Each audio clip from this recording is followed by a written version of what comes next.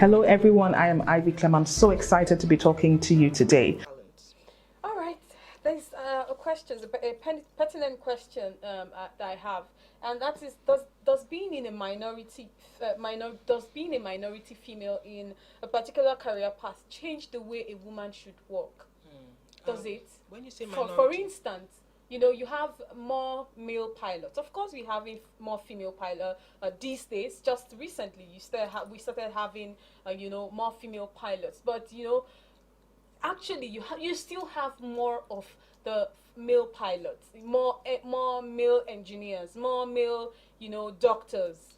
Of course, recently it has changed, but then being in that kind of environment, does it affect the way a woman should work? Because sometimes you go to an organization and then some people are just marginalizing you because you're actually a woman. I said it earlier that just the fact that you're a woman just brings about a lot of challenges.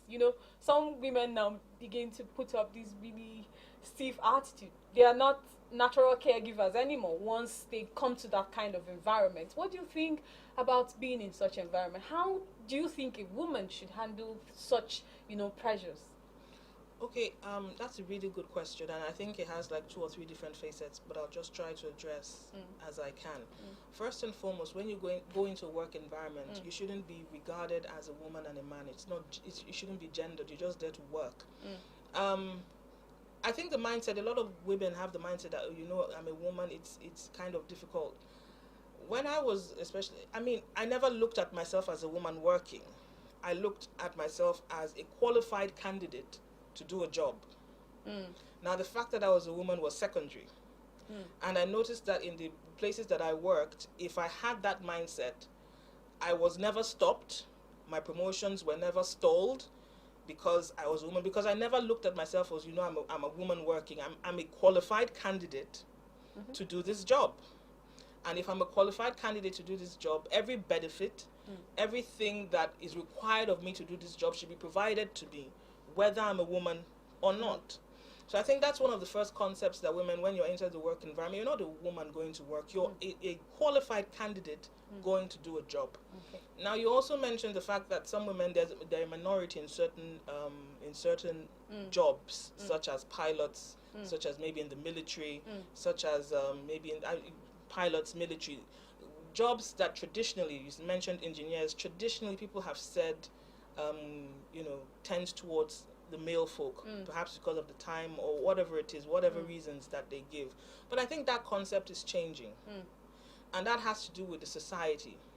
And that has to do with growth and understanding. That's another reason why we're so happy for days like the International Women's Day, and for the work that women before us have done to let people know that women, give us a chance, we can actually do these things. We're qualified candidates. There's nothing that is stopping us from excelling in these other areas. So I think that is changing. More women are beginning to say, okay, you know what, I want to be a pilot, I want to be an engineer, I want to be an architect. But I think more has to be done in the education sector and in the way the stereotypes, because these are stereotypical jobs for men, in the stereotypes to tell women that you can do anything, you can be anyone. And you know that when women do go into these fields, they excel. Yeah, actually. They do. They excel. Because there's that perception that because I'm a woman, I have to do a bit more. I'm not going to give anybody an excuse to not allow me to be the best that I can be. So you find out that when we do get to those sorts of organizations, we excel. And the organizations have begun to realize that, which is why they're more open to bringing in women into those sorts of organizations. It profits every organization to have balance, because we all bring our own perspective, our own unique perspective, and our own strengths to the job. Diversity and having women in an organization only does better to build it.